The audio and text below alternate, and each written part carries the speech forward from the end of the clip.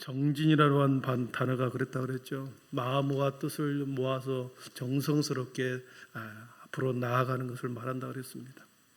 마음과 뜻을 모아서 정성스럽게 앞으로 나아가는 것. 여러분, 우리의 삶이 계속해서 흐트러집니다.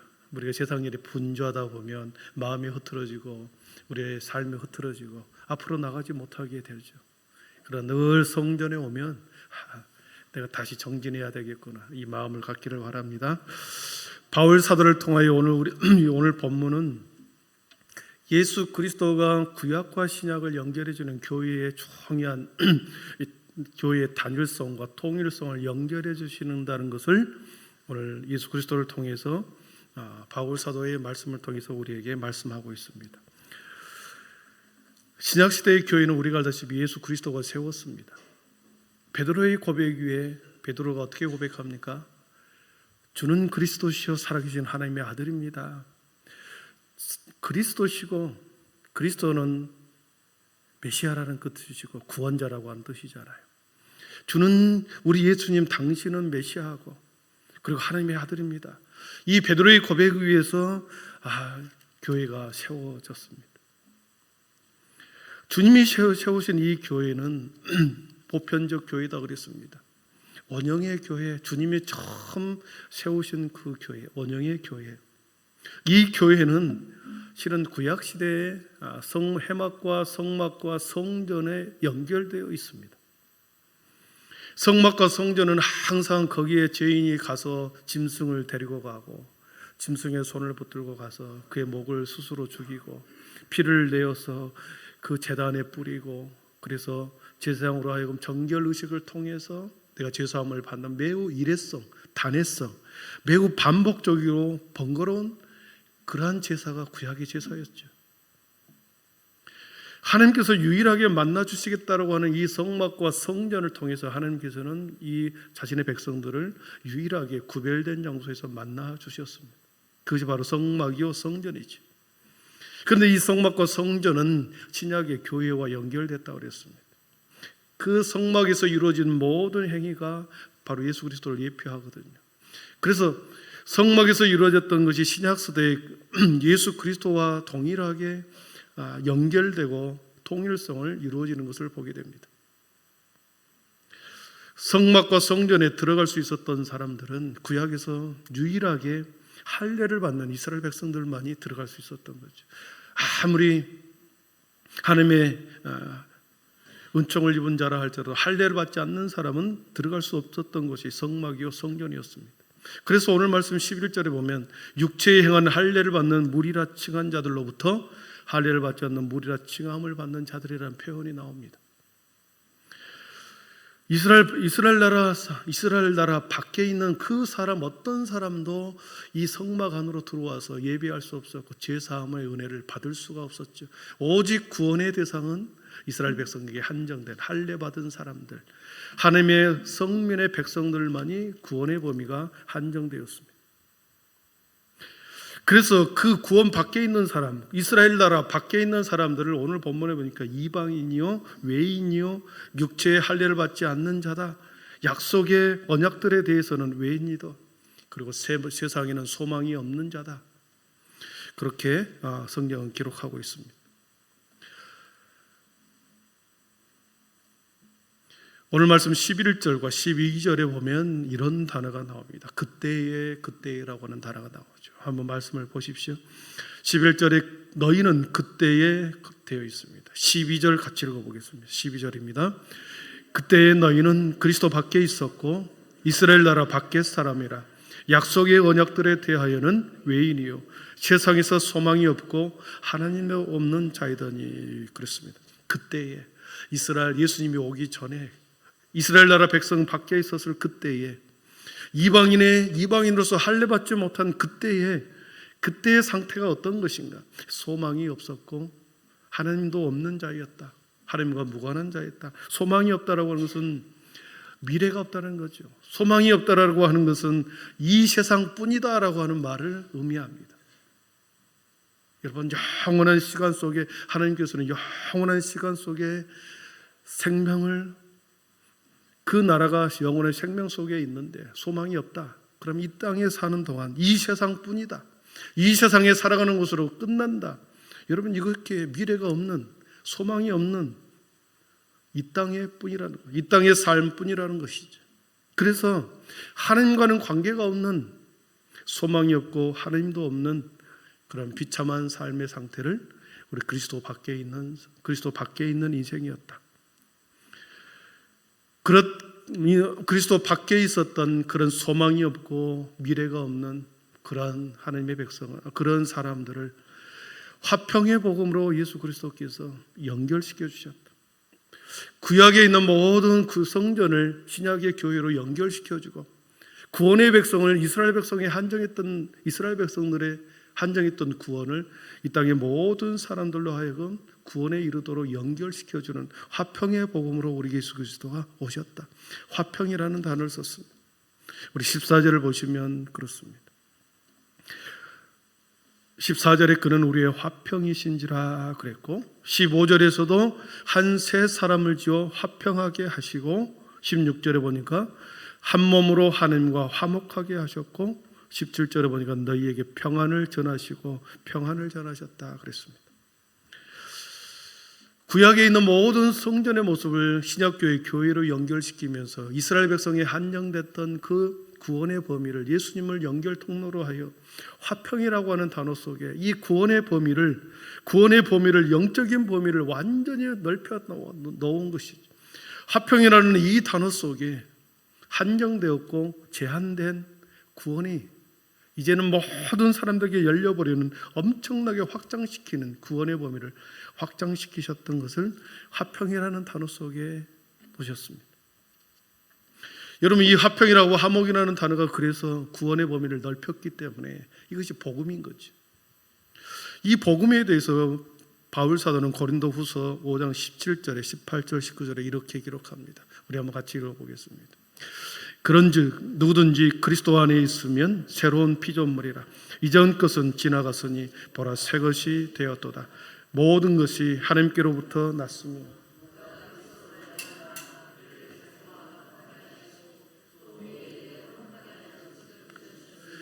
곧 하나님께서 그리스도 안에 계시사 세상을 자기와 화목하게 하시며 그들의 죄를 하는 말씀을 우리에게 부탁하셨느니라. 아멘. 여러분, 화평과 화목이라는 단어 속에 구원의 범위를 완전히 넓혀놓았다고 그랬습니다. 그리스도로 말미암아 이 화목하게 했고, 이 화목의 직분을 통해서 계속해서 구원의 범위를 확장시켜 나가는 하나님의 은총을 보게 됩니다. 여러분, 그래서 이 화평과 화목이라고 하는 단어는 복음문이라는 단어와 같다고 그랬습니다. 복음의 본질, 이 화목과 화평의 은혜를 주셨는데 이 화평이 어떻게 이루어졌는가? 오늘 성경에서는 분명하게 우리에게 말씀합니다. 이 화평, 복음이 어떻게 이루어졌는가? 구원의 범위가 어떻게 확대되어 버렸는가? 구원의 범위가 한정됐던 것에서 모든 사람들로부터 연결되었는가? 어떻게 구원의 범위가 확대되었는가? 첫 번째는 우리가 알다시피 그리스도의 피로 인하여 평화가 주어졌습니다. 우리 13절을 같이 읽어보겠습니다. 13절입니다. 이제는 전에 멀리 있던 너희가 그리스도 예수 안에서 그리스도의 피로 가까워졌느니라. 아멘. 구원의 밖에 있으니 멀리 있었죠. 외인이었습니다. 할례받지 않는 자들, 성전에 들어올 수 없었고 어떤 은혜를 받을 수 없는 그런 멀리 있던 자들이, 멀리 있던 너희가 그리스도 예수 안에서 그리스도의 피로 가까워졌다. 그리스도의 피로 가까이 있었다. 여러분, 구약의 성전에서는 성전에 갈 때마다 짐승의 피를 가지고 갔다 그랬습니다. 일회성이다 그랬습니다. 매우 일회성이고 한정적인 이 피였습니다. 짐승의 피, 일회성, 단회성, 이 단 한 번으로 자신의 죄를 그 당시에만 해결됐던 이 일회성의 문제를 이제는 가까이 오게 하여 그리스도 안에서, 그리스도 예수 안에서 모든 그리스도의 피로 다 가까이, 이제는 단번에 들어졌다. 그리스도의 피로 인하여 더 이상 짐승의 피가 요구되지 않고 한 번의 죽으심으로, 한 번에 들여진 피로 인하여 모든 사람을 하나님과 화목하게 하는 복음을 우리에게 주셨습니다. 그래서 하나님과의 무한한 거리를 예수 그리스도의 피로 인하여 매우 가깝게 해주었습니다. 그것을 히브리서 9장 12절에서는 분명히 기록합니다. 또 같이 읽어보겠습니다. 히브리서 9장 12절입니다. 염소와 송아지의 피로 하지 아니하고 오직 자기의 피로 영원한 속죄를 이루사 단번에 성소에 들어가셨느니라. 아멘. 단번에 성소에 들어가는 단 한 번의 죽음, 그리스도의 피. 그리스도의 피는 곧 하나님의 사랑의 결정체였습니다. 하나님의 사랑의 결정체, 진액이죠. 하나님의 사랑의 진액이 예수님의 피였습니다. 하나님이 세상을 이처럼 사랑하사 독생자를 주셨다고 그랬습니다. 하나님께서 창조한 세상뿐만 아니라 모든 만물 사람들을 이처럼 사랑했기 때문에 자신의 사랑의 결정체인 예수 그리스도를 세상에 보내고 그 사랑의 결정체로 예수 그리스도를 죽임으로 그 피로 먼 데 있는 우리를 가까이 하게 해주셨다. 여러분, 이것이 복음이지 않겠습니까? 예수 그리스도의 피는 하나님의 사랑의 완결판이었습니다. 그렇게 해서 그 그리스도의 피로 우리를 그리스도 화목하게 하셨고 또 하나님 앞에 가까이 가게 하는 통로로 그 주님의 피를 사용하셨습니다. 두 번째로 하나님과 우리가 복음으로 하나 되고 평화가 이루어질 수 있는 두 번째 이유는 중간에 막힌 담을 허심으로 이루어졌습니다. 우리 14절을 한번 보겠습니다. 14절입니다. 시작. 그는 우리의 화평이신지라 둘로 하나를 만드사 원수된 것 곧 중간에 막힌 담을 자기 육체로 허시고. 아멘. 자기 육체로 허셨습니다. 담이 뭡니까? 넘어가지 못하게 막는 거죠. 벽이죠. 담과 벽이 높을수록 그 건너편으로 나아갈 수 없습니다. 높이 세워진 담이 허물어져야 새로운 세상으로 나아갈 수 있는 거죠. 담은 나를 보호하는 하나의 틀이기도 하지, 경계이기도 하지만 나를 가두어 버리는 폐쇄하게 만들어 버리는 것이 담이죠. 내 자아 안에, 내 자아 속에 머물러 내 자아로 가득하게 갇혀 있는 것, 이것이 자아의 담이죠. 이 담을 깨트리지 않으면 새로운 세상으로 나아갈 수 없는 거죠. 둘로 하나를 만들어서 원수된 것 중간에 막힌 담을 우리 자기의 육체로 하셨다 그랬습니다. 더 넓은 세상으로 나아가기 위해서는 반드시 이 담, 하나님과 우리 사이에 막혔던 담이든 내 속에 있는 수많은 욕망의 담들인데 이것을 깨트리지 않으면 전혀 다른 세상으로 나아갈 수 없다는 거죠. 헤르만 헤세가 쓴 데미안이라는 책을 우리가 여러 번 읽어보았을 것입니다. 그 속에 유명한 말이 있죠. 우리 한번 같이 읽어보겠습니다. 같이 읽습니다. 새는 알에서 빠져나오려고 몸부림친다. 알은 세계다. 태어나려고 하는 자는 하나의 세계를 파괴하지 않으면 안 된다. 두 가지를 모두 가질 수 없다. 세상을 얻기 위해서는 세상에서 벗어나야 한다. 이것이 새의 선택이다. 세상을 얻기 위해서는 자기 안에 갇혀진 세상을 깨트리지 않으면 세상으로 나아갈 수 없는 거죠. 자아를 깨트리지 않으면, 내 안에 담을 무너뜨리지 않으면 전혀 다른 세상으로 나아갈 수 없다는 것을 말하는 거죠. 사랑하는 성도 여러분, 우리가 가만히 생각해보면 우리 안에는 수많은 담들이 있습니다. 물질의 담에 갇혀버리는 사람을 보십시오. 물질의 담에 갇혀버리는 사람, 그냥 그 물질에 가지고 붙들고 계시는 분이 있습니다. 수전노와 같이 돈의 혈안이 되어 더욱더 담을 쌓고 가는 물질의 담을 쌓는 사람, 욕망의 담을 쌓는 사람을 보십시오. 쾌락의 욕망의 담을 쌓는 사람, 가정도 파괴해버리고 인성도 파괴해버리고 정상적인 삶들 다 파괴해버리죠. 무서운 거죠. 자아에 갇힌 담을 쌓고 있는 사람을 보십시오. 모든 것은 내 중심으로 세상을 바라보는 자아의 담, 나를 중심으로 세상을 보기 때문에 언제나 내가 중심이 되었기 때문에 내 자신이 주인이 되는, 세상의 관점의 주인이 나로 갇혀버리는 나, 더 넓은 세상을 보지 못하고 갇혀버리는 자아. 그래서 알에서 깨어나지 않으면 더 나은 세상을 볼 수 없다. 전혀 다른 하나님의 세상으로 나아갈 수 없다. 우리 주님의 이 담을, 막힌 담을 허물어 주셨기 때문에 우리가 지성소로 들어갈 수 있는 은혜를 받은 것이죠. 죄의 담, 욕망의 담, 물질의 담, 관계의 담을 우리가 헐어야 우리가 하나님의 지성소 안으로 들어갈 수 있는 그런 은혜를 받는 거죠. 그래서 십자가에 달리신 주님이 마지막에 다 이루었다 하는 그 순간에 성소에서 휘장이 갈라졌다고 그랬습니다. 휘장이 위에서부터 아래로 쫙 갈라졌다고 그랬는데 그것이 자신의 육체다 그랬습니다. 오늘 말씀 16절에 원수된 것을 십자가로 소멸하셨다 그랬습니다. 우리가 하나님 앞으로 하나님으로 나아갈 수 없는 은혜의 보좌 앞으로 나아갈 수 없는 그런 존재였으나 그리스도의 피로 그리스도께서 담을 하셨고 자신의 육체를 찢어서 그리스도의 피를 통해서 그 막혔던 하나님과 우리 사이의 관계를 길을 열어서 우리를 그 길을 지성소로 들어가게 한 것이 우리 주님이 막혔던 담을 중간에 하셨기 때문에 우리가 평화가 복음이 임하신 것이죠. 세 번째로 더 중요한 것이 있습니다. 이 십자가의 사랑과 화평이 나의 십자가, 나의 사랑, 나의 화목이 되기 위해서는 뭐가 필요한가?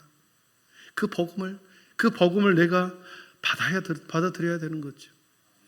하나님께 우리 주님이 이루어진 모든 화평과 모든 평화를 주님이 다 이루으셨는데 그것이 나의 평화가 되기 위해서는, 나의 화목이 되기 위해서는, 나의 완성이 되기 위해서는, 나의 사랑이 되기 위해서는 주님을 영접해야 되는 거죠. 그리스도를 영접해야 됩니다. 성령을 우리는 받아야 한다는 것입니다. 우리 17절 18절을 보십시오. 이렇게 말씀합니다. 17절 18절입니다. 또 오셔서 먼 데 있는 너희에게 평안을 전하시고 가까운 데 있는 자들에게 평안을 전하셨으니 이는 그로 말미암아 우리 둘이 한 성령 안에서 아버지께 나아감을 얻게 하려 하심이라. 아멘. 성령을 받아야 진정으로 우리는 화목할 수 있습니다. 여러분, 성령을 받지 않는 사람과 성령을 받은 사람과 하나가 될 수가 없습니다. 육의 사람과 성령의 사람이 같이 어떤 일을 도모할 수가 없습니다.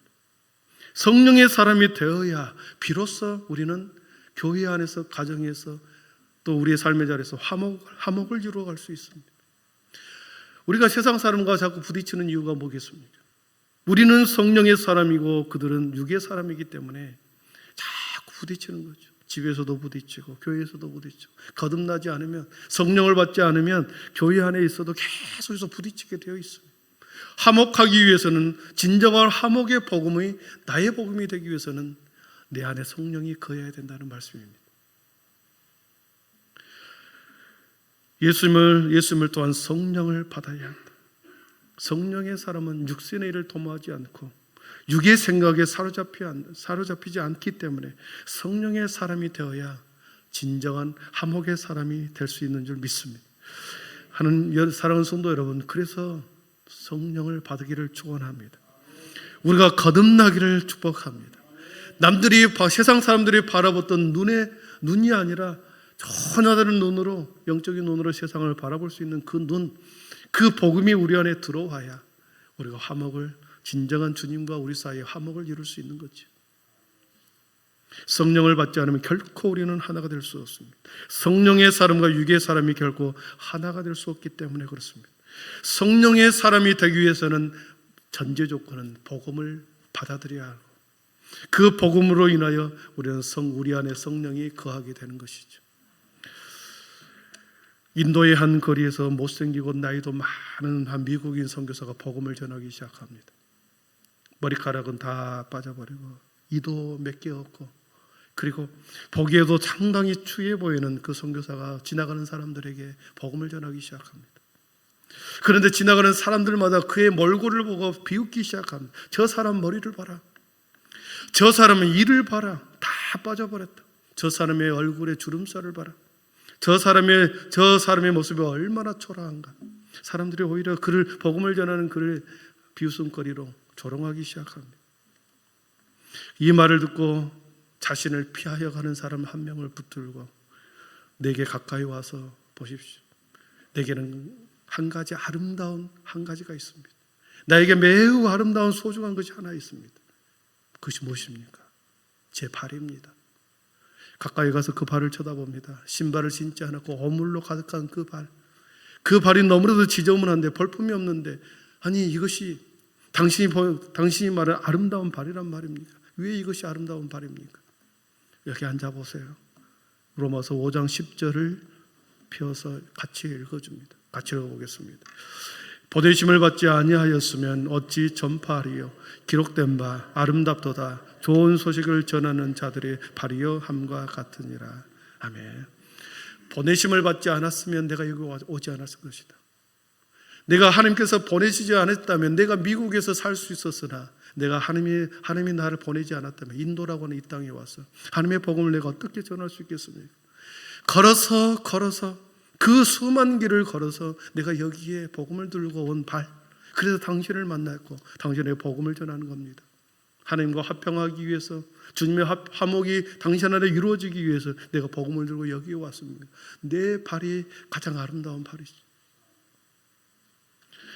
여러분, 복음을 전할 때 인간과 인간 사이의 모든 벽이 무너질 줄 믿습니다. 나와 그 사람, 나와 하나님과의 그 사람, 그 벽이 무너지고 그 무너짐을 통하여 진정한 평화가 우리 주님과 우리 사이에 화평이 이루어지는 복음 안에 거하게 될 줄 믿습니다. 우리 안에 화평이 있으면, 주님의 평화가 있으면 사랑하는 성도 여러분, 우리는 용기가 생깁니다. 세상을 향하여 살 때 두려워하지 않습니다. 용기가 생긴다는 거죠. 우리 안에 화평이 있지 않기 때문에, 평화가 있지 않기 때문에 매우 불안합니다. 내 인생이 어떻게 될까? 내 인생의 미래가 늘 불안하죠. 물론 저도 그랬습니다. 그러나 우리 속에 성령으로 인하여 복음으로 화평이 이루어질 때 우리는 미래에 대해서, 우리의 인생에 대해서 두려워하고 염려하지 않게 되는 거죠. 염려하고 불안해하지 않는 이유가 있다고 한다면 그 속에 평화가, 화목이 있기 때문에 그런 줄 믿습니다. 그 속에, 여러분의 마음 속에 하나님이, 성령님이 여러분의 화목으로 여러분에게 오신 줄 믿습니다. 성령님은 우리와 담을 허물으셨습니다. 성령님이 여러분의 가슴 속에, 심령 속에 있기 때문에 여러분 두려워하지 마시고 염려하지 마십시오. 지금도 하나님께서는 끊임없이 우리를 통하여 그 복음을, 화평의 복음을 너에게만 머무르게 하지 말고 계속해서 화평의 사도로 전하라. 이 복음, 평화의 사도, 화목의 사도로 너희를 불렀으니 사신이 되어 그 복음을 계속해서 사람들에게 전해라. 그래서 하나님의 구원의 복음이 엄청나게 확장되고 마침내 주님이 오실 때 그 모든 사람을 하나님의 백성으로 모두 다 하나님의 백성의 그 자리, 이스라엘 백성이 한정되었던 그 좁은 공간에서 무한하신 하나님의 공간 속으로 하나님의 사람들을 다 불러 들여오실 것을 믿음의 눈으로 바라보면서 그 화평을 전하라. 우리에게 전한 줄 믿습니다.